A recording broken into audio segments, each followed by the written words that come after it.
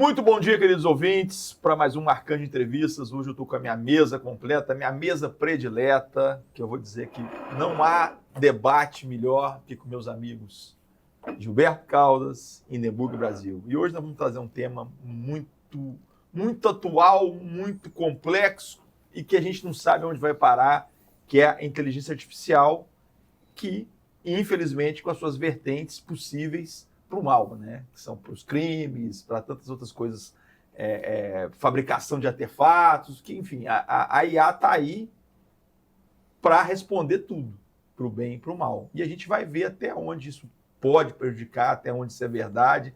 Também quero entender com o doutor Lindenburg como é que está a IA no judiciário. Será que tem muita petição já feita por IA? Será que a IA vai julgar alguém, doutor, um dia? Ou já está julgando? Gilberto, e a educação e o ser humano? Será que alguém vai perguntar como que eu vou fazer com meu filho para IA? Meu filho está fazendo assim, o assado, IA, me ajude? Será que nós vamos chegar nesse ponto, doutor? Gilberto, bom dia. Bom dia, Gilberto, você primeiro. Bom dia, meu amigo. Mais uma vez eu quero agradecer a oportunidade de estar entre vocês. Volto a dizer, se queres saber quem sou, veja com quem eu ando. Então, se eu sou convidado a estar com vocês, eu só tenho a agradecer. Muito obrigado. Eu que agradeço. E estar de novo com esse público maravilhoso que me cobra muito na rua. Você não tem ideia como eu sou cobrado. Você não está indo na rádio? Você não é... Então, aqueles que me perguntam, eu estou aqui, não é? E a serviço do povo e a seu serviço, a serviço da rádio. E temos que manter essa frequência. A gente estava numa fase que a política, a gente tem que realmente trazer aqui uma casa aberta para todas as vertentes, uma casa que não se posiciona, que está aí para a gente ajudar as pessoas a esclarecer. Então, passado esse momento político, não passado agora, que agora começa a campanha de verdade, mas passado o momento que a gente gosta de atuar, voltamos aos debates tão importantes para a sociedade. Lindenburg, muito bom dia. Bem, bom dia, professor Gilberto, bom dia, meu amigo Arcanjo. Para mim é uma grata... eu me sinto homenageado cada vez que eu estou aqui perto de vocês. Obrigado. E é ótimo falar para o seu público, falar com vocês, aprender com vocês. E os temas sempre são espinhosos e difíceis, né? Sim, então força a gente a fazer aí uma pesquisa, a se atualizar e aqui a responder as perguntas com muita sinceridade. Vou começar por você. Desculpa chamar por você. Não. Desculpa o termo também que eu vou usar. Sim.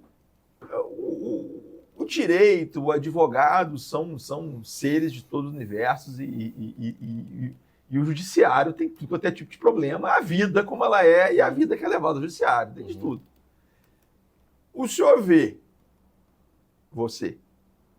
a questão da IA como um fator agregador, vai deixar o advogado mais preguiçoso ou o advogado mais inteligente, que ele é bom de caneta mesmo? Porque o advogado bom você conhece na escrita, né? O bom português, você conseguir transmitir um fato, uma ideia, para mostrar para o juiz o que é a realidade. O cara tem que ser bom de caneta, não é qualquer um, não. É um instrumento que ajuda, piora, vai deixar aquele que é mais afinado com tecnologia em pé de igualdade com um bom advogado?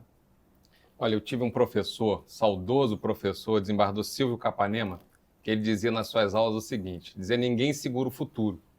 Então, não tem jeito, aí é uma realidade, a gente tem que se adaptar a ela. Todos têm que se adaptar a ela. Mas eu vejo a IA como um instrumento. Como vários instrumentos humanos podem ser usados para o bem e para o mal. Eu já vi pessoas atropelarem as outras dolosamente. Normalmente é culposamente, sem intenção. Mas já vi usar o carro como um instrumento de agressão e o carro é excelente. A evolução que o carro trouxe para a vida humana foi incrível. Então, acho que a IA segue o mesmo caminho. Ela pode ser usada de uma forma positiva, como pode ser usada de uma forma negativa. Agora, se o estudante de direito, o estudante de qualquer matéria, o profissional de qualquer área, não é só no direito, não, de qualquer área, se ele não tiver internalizado conteúdo, a IA vai servir muito pouco. Ele não vai saber alimentar a IA, fazer o prompt, né, a pergunta adequada, e depois não vai saber conferir. Agora, realmente, o advogado mais preparado, que estudou mais português, que escreve melhor, esse tipo de profissional vai continuar se destacando, principalmente por um princípio no direito e nas situações mais sensíveis, eu acho, do Poder Judiciário, que são as audiências. E a audiência, a mais sensível de todas, na minha opinião, é o Tribunal do Júri. E isso a IA não vai substituir nunca. Não tem como a IA substituir um bom tribuno. Não tem como, é impossível. Então, eu acredito que a IA é apenas um instrumento, e como qualquer instrumento, é um bisturi. Uma vez eu julguei um caso, não vou dizer da instituição, de ensino da parte de medicina, em que uma estudante no caso era uma estudante de enfermagem, teve um surto, pegou um bisturi e saiu ameaçando, machucando as pessoas. E o bisturi é um instrumento que salva vidas, né? Sim. Então, na verdade, eu acho que a IA é um instrumento. O uso vai depender muito da qualificação e da intenção do usuário. Mas é visível, dá para notar quanto uma petição é feita por IA e quanto é feita redigida ou não? Dá para notar se o sujeito não souber corrigir o que foi feito. Aí tem sinais, para quem tem alguma experiência, né? No meu caso, são 30 anos de serviço público, 20 anos na magistratura, vou fazer agora. Né? Mas então, a gente já tem alguma experiência. Talvez as pessoas com uma experiência menor não percebam.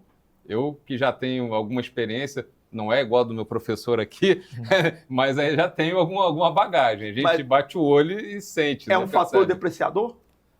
Não, se o fato estiver bem descrito, estiver bem utilizado. Agora, o grande problema é a pessoa não conseguir entender quando é alucinação da IA, quando ela está tratando de um tema que não corresponde ao objeto do processo. Ou seja, não se dá trabalho de se ver que é uma bobagem que está saindo ali. É porque não sabe. Porque o meu grande medo é esse. Eu acho que esse excesso de informação, esse excesso de tecnologia, para muita gente, ele serve como um fator de acomodação. E o medo é esse, que a acomodação faça com que você não busque mais o conhecimento. Para a gente não alongar muito aqui e abrir para o nosso amigo Gilberto, eu acho que assim, contrato, que é uma coisa básica, uma receita. Sim. Eu acho que aí nesse caso ela vai muito bem. Porque teoricamente são parâmetros que ela vai buscar ali e vai te formular. Sim. Já uma petição para você defender uma situação, aí eu acho que já não... eu acho que a intervenção humana vai ser sempre necessária. Eu acho que nada supera a experiência humana. Eu acho que por mais que a IA se aperfeiçoe, na parte da psicologia, da psiquiatria, quem já teve algum problema, algum parente com problema, você precisa da mão quente do outro lado. É verdade.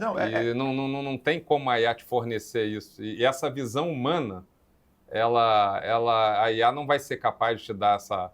Então, eu acho que certas profissões, principalmente nas áreas humanas, eu acho que dificilmente a IA vai substituir por completo o ser humano. E é apenas a minha opinião, né? Certo. Gilberto Caldas, e aí? E a sociedade com a IA? Será que o pai vai perguntar para a IA como é que eu faço para falar com meu filho? Bom, vamos lá.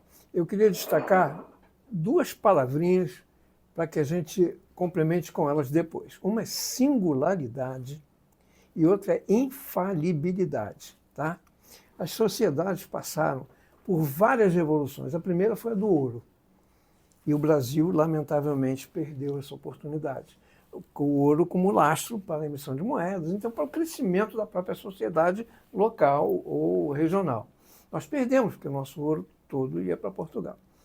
Depois nós tivemos a Revolução Industrial na Inglaterra, que é o quê? A passagem da habilidade manual do homem para a máquina. O que ele fazia com a mão, ele faz com a máquina. Isso foi uma revolução de intenso poder de modificação da sociedade. Depois nós tivemos a cibernética, a informática e a futurologia, que é a passagem da habilidade mental para o computador, para os programas, para o software, para o hardware, e agora vem a IA. E a inteligência, que todo mundo diz que não é nem inteligência, nem é artificial, é exatamente a capacidade de concatenar, juntar dados e dali fazer uma interpretação muito mais extensa do que normalmente o homem faz. Porque você fornece um número infindável de dados, de informações, e a partir dessas informações,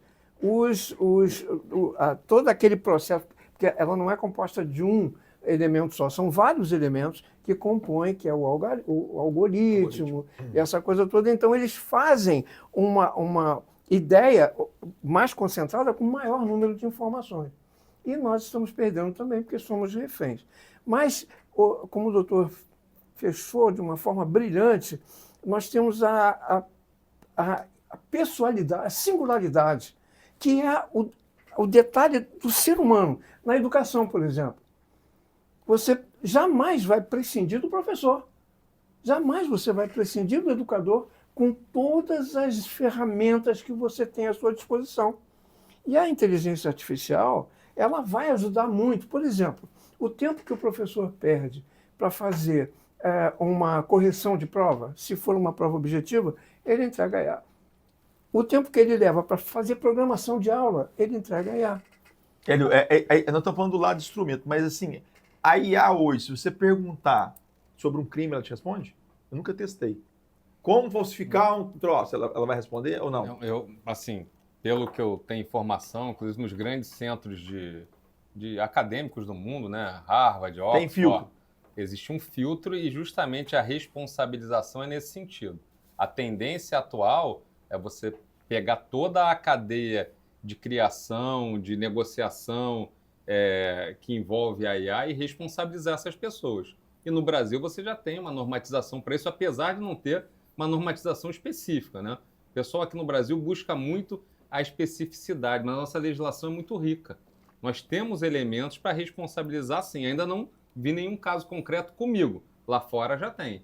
Já teve um caso envolvendo uma alucinação da IA, mas nesse caso parece que o ChatGPT, a empresa que foi vitoriosa lá nos Estados Unidos. Eu tenho até anotado aqui, depois eu posso dar a informação. Mas eu acho que se você perguntar alguma coisa, eu sou praticante de tiro, do esporte tiro. Se você perguntar alguma coisa relacionada à arma de fogo, o ChatGPT não te responde. Ah, é? Não te responde.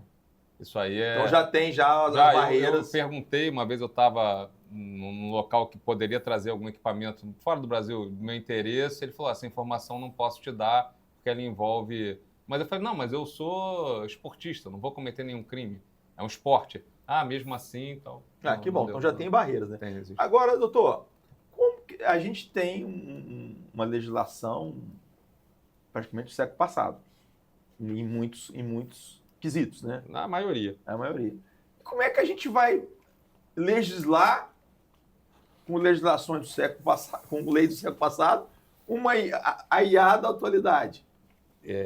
Existe um grande filósofo, tem um livro de política, o professor conhece melhor que eu, sendo sociólogo, né? Era o Montesquieu, que ele dizia que o juiz é a boca da lei, né? E aí a coisa evoluiu, tem um professor, se não me engano é belga, chamado François Hoste, que ele tem um artigo dizendo as 3 espécies de juiz, falando da capacidade interpretativa do juiz, né? Então eu acho que a lei desatualizada precisa de um juiz sensível e atualizado, porque é impossível que a lei acompanhe para e passo a evolução da sociedade. Não tem como, Ou não seja, existe. Na desautorização, o que vale é a cabeça do juiz. Cabe a interpretação. Claro isso que isso quando não é só no Brasil, não. Isso é um aspecto mundial. Não tem como legislador, com todo o processo legislativo, a não ser que você esteja numa ditadura, num país autocrático, não democrático, né? Você tem representantes do povo deliberando sobre qual seria a melhor norma a ser cumprida por aquela sociedade, existe um tempo para isso. E a evolução social, eu gosto muito do Bauman, né, do Zygmunt Bauman. Ele fala que nós estamos vivendo um interregno, né? A evolução é tão rápida que o comportamento do passado não se aplica mais e a gente ainda não tem o comportamento do futuro porque ele muda muito rápido. Então a gente não sabe como se comportar em vários aspectos da vida, né? Ô Gilberto, a gente está vendo essa mutação na sociedade, né, em relação à IA.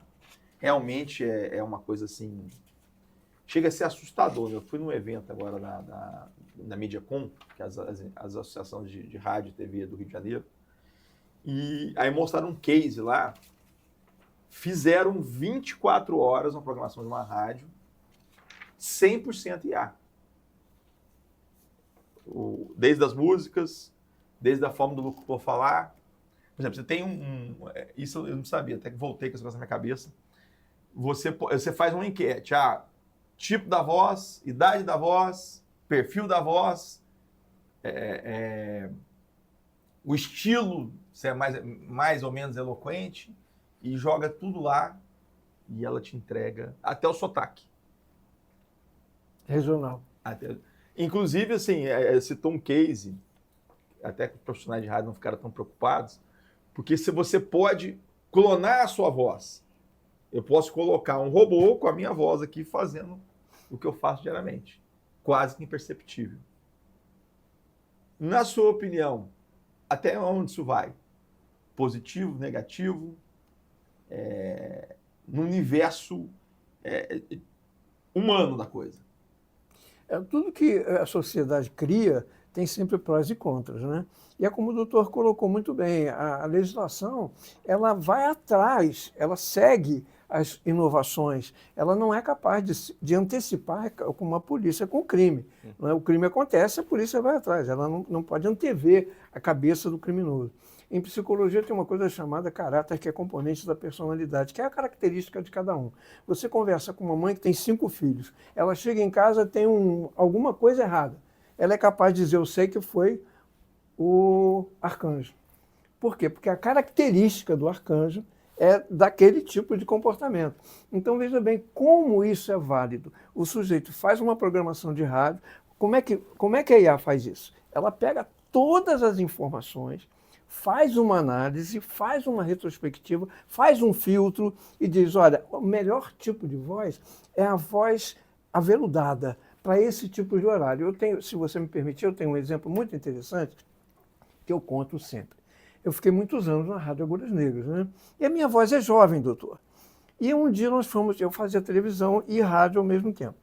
E o Ronaldo Rosas, que era da TV lá, TV Rio, não me lembro lá, eu gravava nas duas. Quis fazer uma gravação aqui em Resende. Eu falei, olha, fazer gravação na rua dá meio confusão, porque junta gente e tal. E nós viemos. Ali onde era o Samuca. E aí a gente fez a gravação e tal, estou vendo uma jovenzinha, assim, bem simplesinha, sabe? Me olhando muito assim, eu estou tão acostumado com isso. Quando terminou Arcanjo, eu já tinha 70, já tinha 69, 70. Ela veio assim muito sorrateira, muito desconfiada, falou assim, você é o Gilberto Caldas? Eu falei, sou. Ela disse, nossa, você está estragado, hein? O que ela quis dizer com isso? Que eu estava velho. Então você vê a voz como é importante, como esse dado, se transformado em informação, modifica tudo. É a questão da singularidade, não é, que jamais vai deixar de existir em todas as atividades humanas. Como o doutor disse, o juiz, ele tem esse feeling que a IA não vai ter, e a IA é falível. Isso é muito importante. E quando ela fale, você vai responsabilizar quem? A IA ou quem aplicou o que a IA determinou? Então tem um filósofo italiano muito interessante, eu trouxe até o Luciano Fiorli.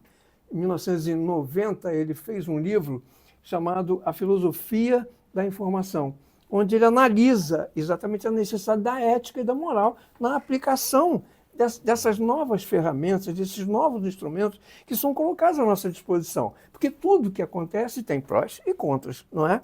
E a gente precisa filtrar isso e, com a nossa sapiência humana, saber usar adequadamente. Eu já falando como empresário, que eu, como sempre digo, que é a classe que eu represento, o pequeno e o médio, vai ser uma forma de fazer se entender o disparate da CLT. Que você tem hoje é já uma realidade que você consegue substituir pessoas em trabalhos sistêmicos, trabalhos repetitivos, baixa produtividade, isso aí encaixa muito bem. Você consegue fazer financeiro, você consegue ter um trabalho comercial, não um contato, né? Vou colocar um robô trabalhando na minha carteira para filtrar quem que anunciou em tal período. Antes você precisava sistemas, CRM já é uma coisa que já está ficando, não tem necessidade de você contratar um sistema, você faz o seu CRM. N coisas na parte artística, como bem disse. Então, assim, tendo uma boa pessoa por trás, você substitui umas duas, entendeu? E aí a gente volta para uma reflexão onde eu quero chegar. Um país onde tem uma legislação que, a meu ver, está muito ultrapassada com a CLT, que ninguém se movimenta, que ninguém quer carregar nem o ônus, nem o bônus de populismo, que está na hora de mexer, a IA vai forçar isso a acontecer. E também a questão de produtividade. Poxa, eu sou um funcionário. Então, se eu sou um funcionário que trabalha já usando a IA, entendendo que eu, ao invés de perguntar para o patrão alguma coisa, eu pergunto primeiro para a IA. É até uma regra que eu coloco. Antes de perguntar para mim, pergunta para a IA. Se eu não resolver, você pergunta para mim. Então, eu acho que ela vai potencializar a produtividade e ela vai fazer um movimento. Falar, olha, não adianta você ficar querendo cobrar caro, carga tributária em cima de quem emprega, porque o cara vai quebrar a cabeça dele ali e vai fazer o possível para ele substituir e economizar, porque é muito caro. Claro. Há um exemplo muito interessante que é a diferença entre produção e produtividade. Exatamente. Produção é uma coisa, a produtividade é a qualidade do produto produzido e a viabilidade dele no mercado. Então a gente fala, mas vai desempregar muita gente. Bom, a Revolução Industrial também desempregou muita gente. Todas, né? Mas todo mundo migrou. Hoje nós pais, estamos diante de um dilema muito grande. Qual orientação profissional nós vamos dar para o nosso filho? Que profissões virão? Isso é complexo. Em função das novas realidades que nem existem ainda. Consequentemente, não existe treinamento. Por exemplo, eu estive no Senac há muitos anos, e tanto na sala de aula como na direção, a gente previa, vamos fazer curso para tal área.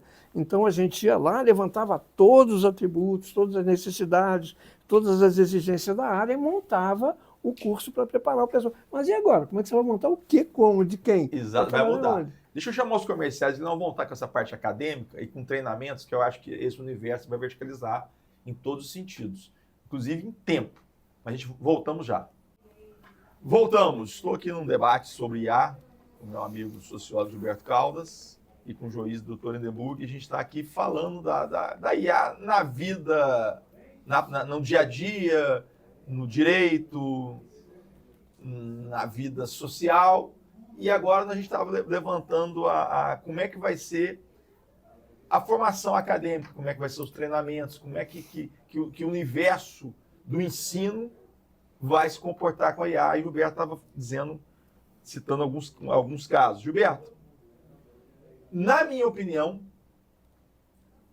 a formação acadêmica tende a diminuir o tempo, doutor. Acho que assim, não vai ter nada muito longo mais. Cada vez já está acontecendo isso, né? A gente já vive a questão do ensino à distância, que já é uma realidade.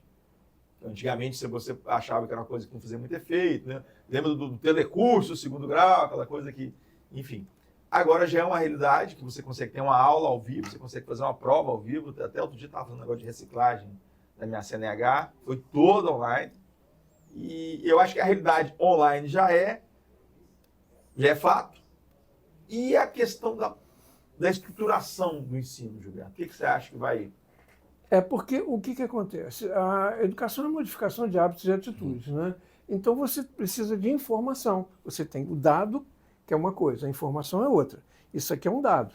Estou te mostrando esse objeto material. A informação é para que ele serve, quanto é que ele custa, como é que ele é feito, quando é que você compra, quanto tempo dura. E a educação é isso, é você dar ao educando a opção de informações. Não é? Isso é fundamental. Você vê, né? Saudosa Barça, né? Exato. Então você para fazer uma... Tem.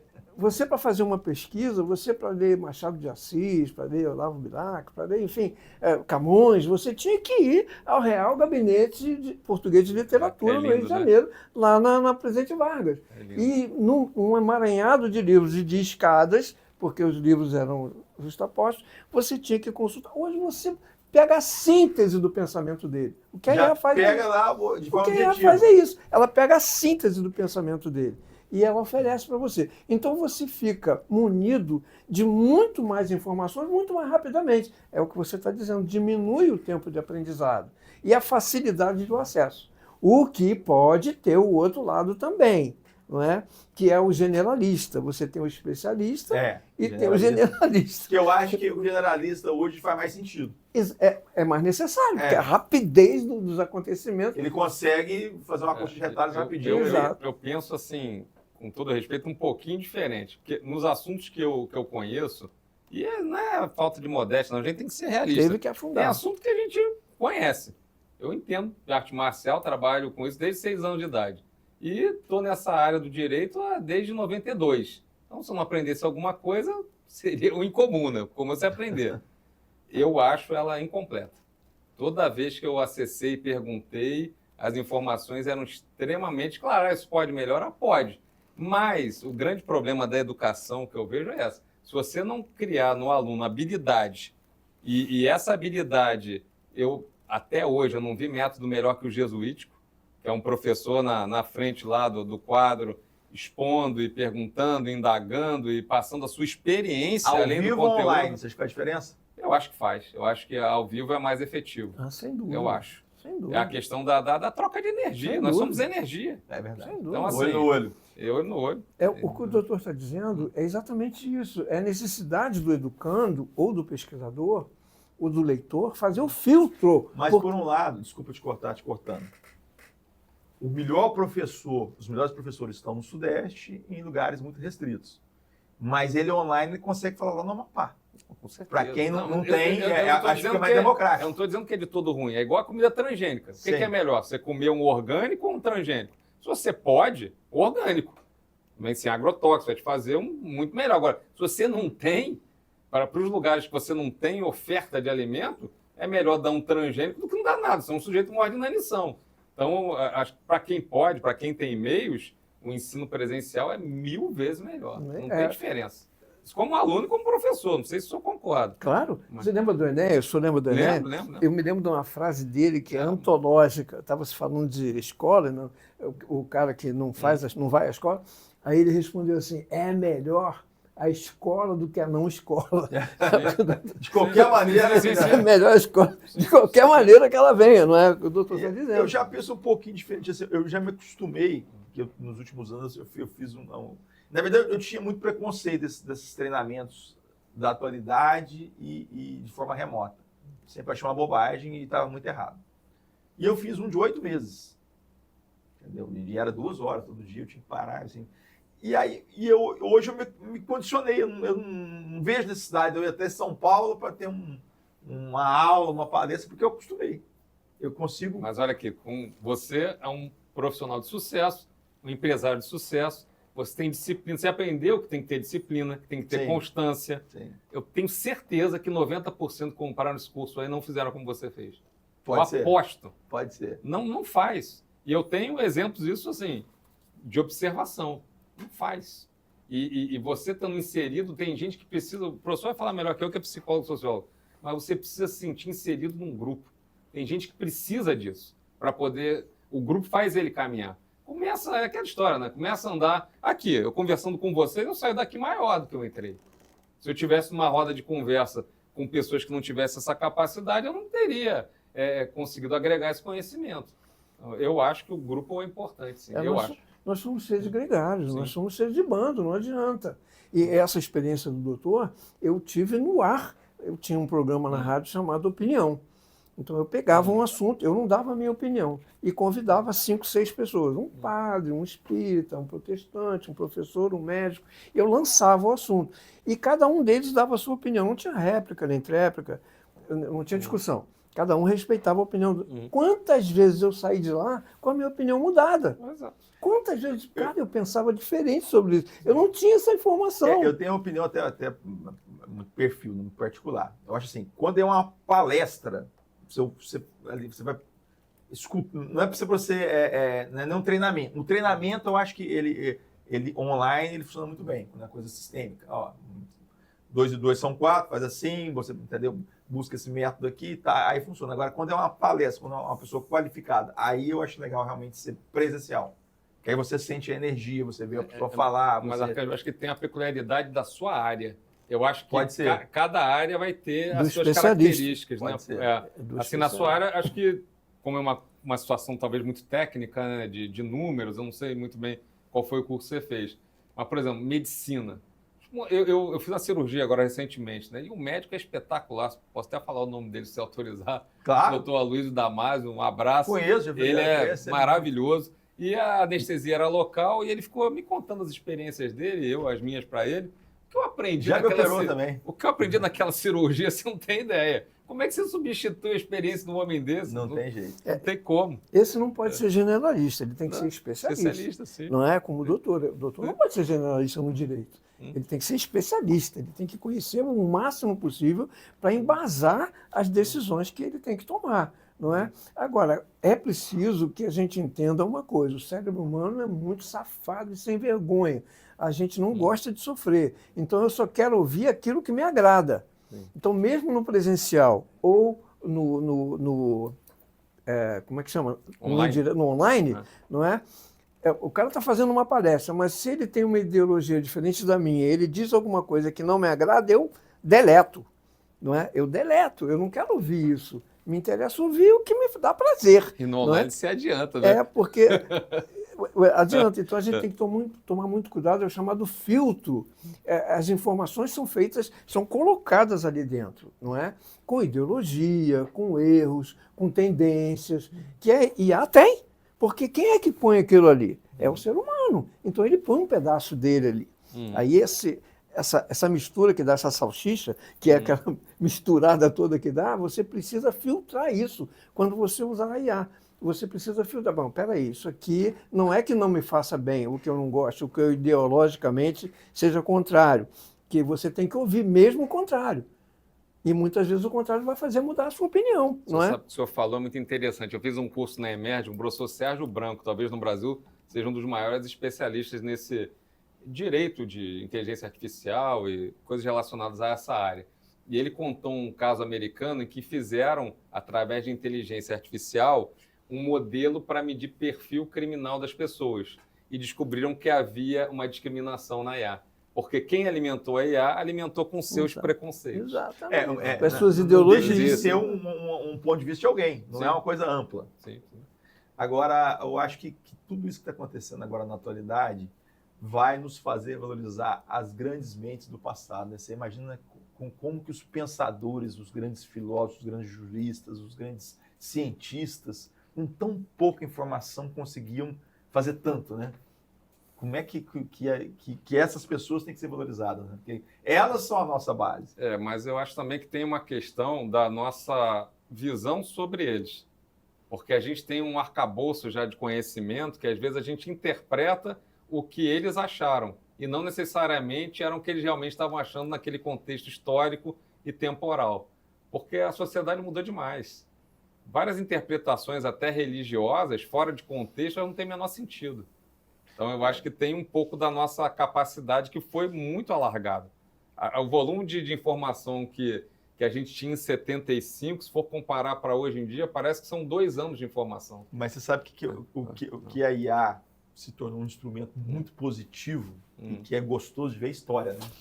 Ela consegue refazer todo aquele cenário de que época que você quiser, quero fazer da pré-história muito legal. E te dá uma visão assim, de ensino muito interessante. Você imagina você aprender história da didática convencional, que era falado, que também é muito bom, você gosta de história, e você vê, você consegue reproduzir uma cidade em 1750, como é que ela era, como é que era a vegetação, como é que eram as pessoas, como é que fica mais fácil de se entender a história. Você fala do ponto de vista visual, né? Visual. Porque vem o conteúdo e o Porque uma aula visual. de história é a imaginação, você fica imaginando, como é que era tal época. Sim, é bem legal. E aí hoje com a IA você consegue ver de forma Tem fiel. alguém, eu não sei quem, que está colocando na internet a história de Resende, que de coisa várias cidades. linda. De várias aí, cidades. olha essa ponte, era assim, então, aí a cria, né? Isso é bem legal. Recria.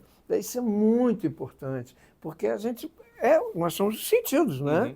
O tato, a gustação, a audição, e a gente aprende por todos esses poros. Então, o recurso audiovisual ou visual é fundamental, e a IA fortalece muito isso. Eu volto a dizer, sem querer ser chato aqui, parece que eu estou chato do debate, né? Porque a minha preocupação é que as pessoas esqueçam de buscar nas fontes certas. Exato. E acreditem, assim, cegamente na IA. Porque a IA foi, em algum momento, um risco. O pensamento de alguém. É o risco. E é a opinião dessa pessoa. Então, o meu medo é que eles larguem os livros, os clássicos, a capacidade de interpretar, de pensar, de criticar. Exato. Esse é o meu medo, acabar o juízo crítico das coisas. É um grande risco, porque fica tudo muito sugestivo, né? Eu vou assistir um filme sobre Resende nos últimos 100 anos. Ou vou ler e pesquisar sobre Resende dos últimos 100 anos. O que é mais fácil? Tem um amigo meu que fala tem uma frase que eu acho também sensacional. Ele diz: não aceite nada como verdade absoluta. Sim. Tome-a como hipótese razoável. E depois sempre questionador. Exatamente. Depois você vai juntar com os seus conhecimentos e avaliar o que você leu. Mas a nossa tendência é de cara... Exato. E sobre que falou das grandes mentes do passado, né? Eu lembrei agora, não vou falar de religião, não, vou falar do histórico, né? Da pessoa histórica. O Siddhartha Gautama, lá conhecido como Buda Shakyamuni, ele dizia isso, né? Ele não criou o budismo, né? Ele criou um movimento, as pessoas depois dele que criaram. Como a maioria das religiões, né? Foram criadas não pelo aquele líder, né? Foi sempre após. Ele falava: não acredite em nada que eu disser. Experimente por você e analise para ver se faz sentido para você. Exatamente. Você vê isso Esse é o melhor há 600 anos antes de Cristo. No que hoje é o Nepal, na época era a Índia, né? Impressionante, né? Não, e é um fato assim, totalmente atual, né? Ainda mais hoje. Se você for acreditar em tudo que a Yati fala, perguntou ali e falou. Eu acho que tem coisas e coisas. Por exemplo, vamos discutir um balanço DRE. Beleza, é número, é sistêmico. É a melhor coisa do mundo. Não tem o que discutir. Agora saiu disso aí para sociologia, filosofia, coisas que... Comportamento.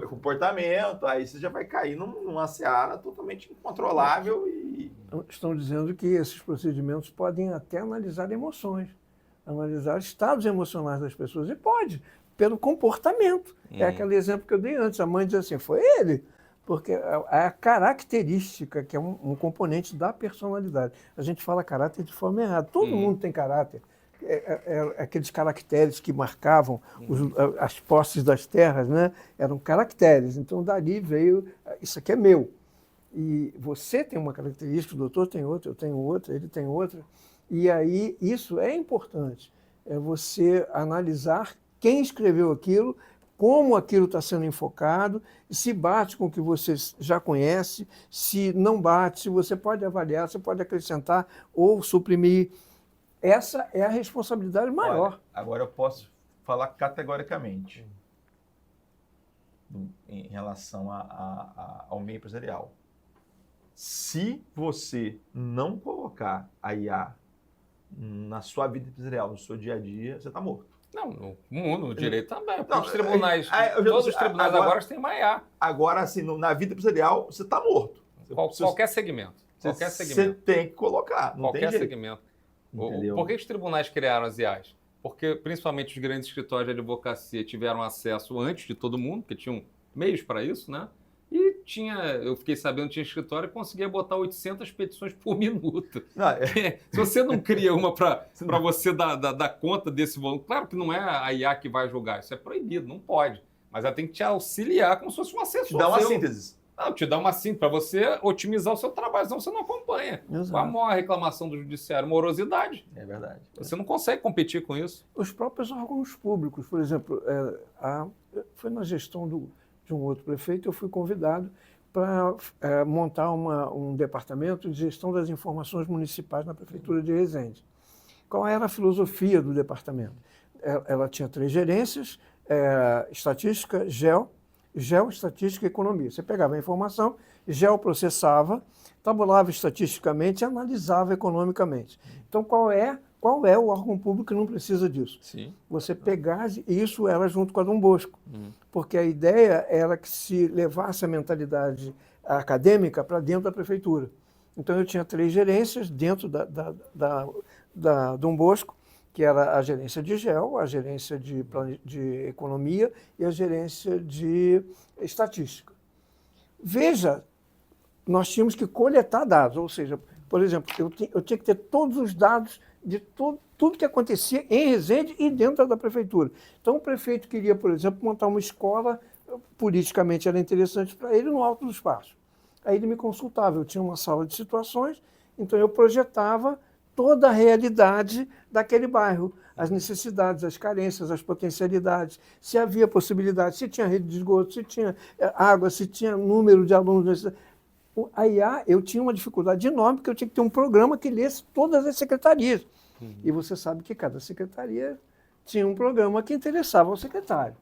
Então, você tinha que ter um programa que lesse uma linguagem de cada um para compilar as informações e eu tê-las. A IA hoje faz isso com muito mais facilidade. O que ninguém pode dizer mais é que não tem um referencial. Em qualquer área. Sim.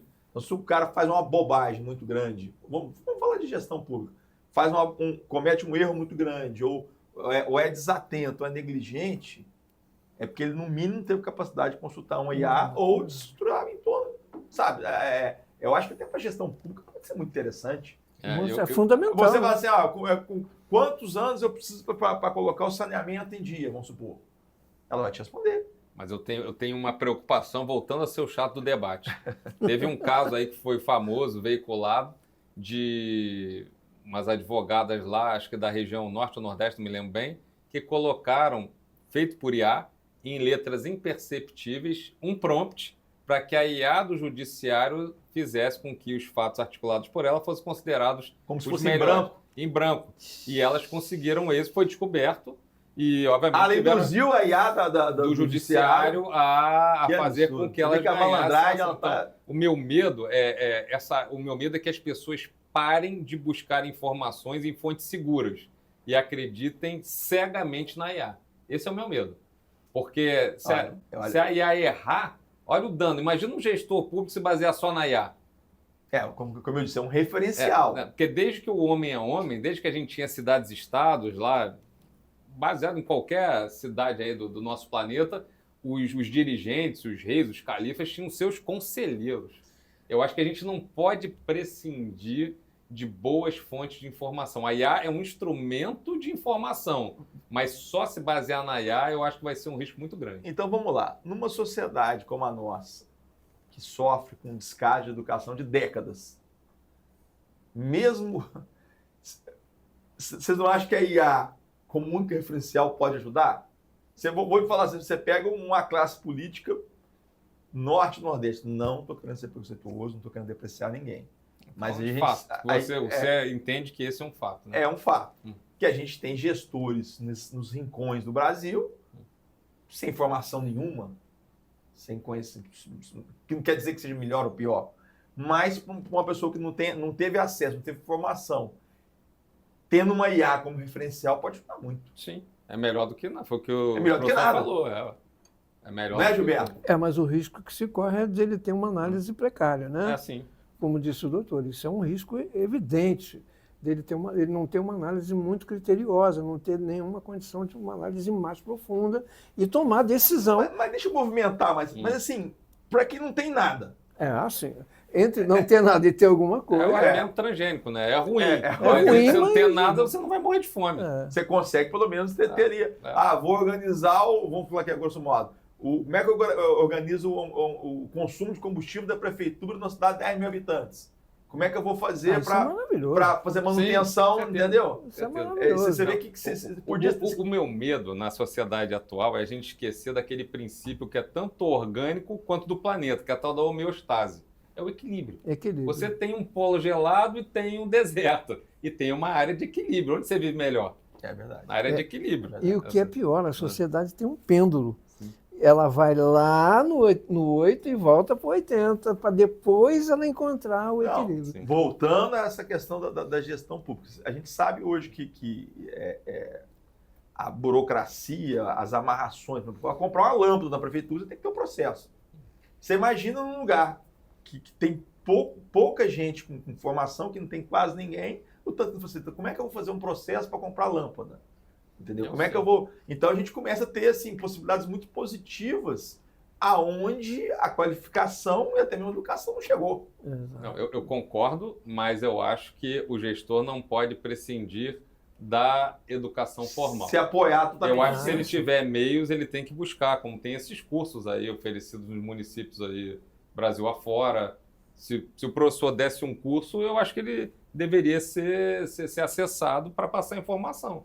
Imagina uma pessoa com a experiência que ele tem, ele vai agregar muito mais, o meu ponto é esse, vai agregar muito mais qualquer IA. Claro, se não tem nada, enquanto se não tiver meios, a IA é melhor. Mas se tiver meios, você ignorar esse capital que nós formamos ao longo de... Porque não é só o conhecimento ali técnico, tem toda a experiência envolvida, experiência não se compra. Mas depende da camada. Vamos dar um exemplo aqui. Uhum. Eu não entendo nada de gerador. Eu moro numa área rural, tem que ter gerador. E o gerador vivia com uma bateria. Eu falei, pô, como é que eu vou fazer isso? Aí eu perguntei, como é que eu faço? Não, tem um carregador que você liga na tomada e pluga aqui, ele vai resolver o problema. É nesse nível que eu falo. Sim, sim. Assim, o nível básico das coisas, o Sim. nível sistêmico. Não, sim, existem camadas, tem razão. Entendeu? Que Sim. que você pode soltar à vontade. Sim, sim. Como é que eu vou cuidar da patrol da prefeitura? Entendeu? Essas coisas assim. Agora, obviamente, você vai falar de saúde. Já não dá para você ser tão... Agora, faço uma pergunta. Você teria coragem de entrar num carro dirigido 100% por uma IA? Totalmente. Eu não tenho. Eu tenho. Se der um problema, você já viram aquele vídeo do carro ficou rodando e aí o sujeito não sabia o que fazia para sair do carro? Eu não tenho. Eu não tenho coragem de entrar num... Dizem que vai surgir um drone, você entra no drone e ele te leva para qualquer lugar. Dirigido por IA. Até o avião Eu pode não entrar. tenho. Eu quero o piloto lá dentro. Deu um problema lá, eu quero o piloto vai estar naquele filme lá. Ele vai estar remoto, Não, na telinha lá do outro lado da... Pode estar remoto, se tiver a pessoa lá do lado de algum problema, ele desliga lá a tomada e me salva o cirurgião ali na hora. Eu quero chegar ao ponto de um IA. batedor de tênis do outro lado para me jogar. Ah, não, eu quero ter um amigo para depois Tô brincando. conversar, tomar meu Exatamente. suco. Não... Brincadeira. Eu sou da época do Volkswagen, do Fusquinha, que você amarrava com barbante, né? Quebrava, Alicate, você... arame, era. Mas hoje você chega na oficina mecânica, o mecânico abre o YouTube para saber a coisa da peça. O negócio lá, já vai... Ontem eu fui fazer a revisão da minha cirurgia e o médico que eu citei, que é maravilhoso, ele falou isso. Ele falou, olha, antigamente para operar um apêndice, eu media a temperatura aqui, se tivesse 1 grau a mais no outro lugar, era batata. Ia lá, nunca errei um. Hoje em dia tem que vir um monte de exame para ver se precisa operar ou não, e num lugar que não tem. Como é que faz?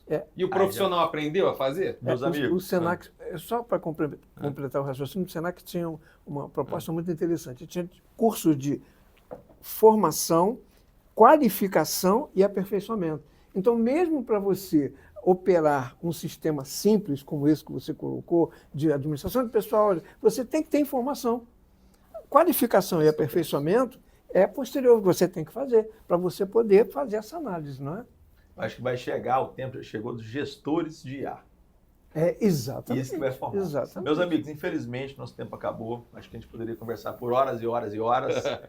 Queria agradecer muito a presença de vocês mais uma vez e também dizer a alegria e a felicidade de estar discutindo com pessoas do nível de vocês, que é muito bom. Me sinto muito à vontade e eu tenho certeza que tudo que a gente fala que reverbera muito. Muito obrigado.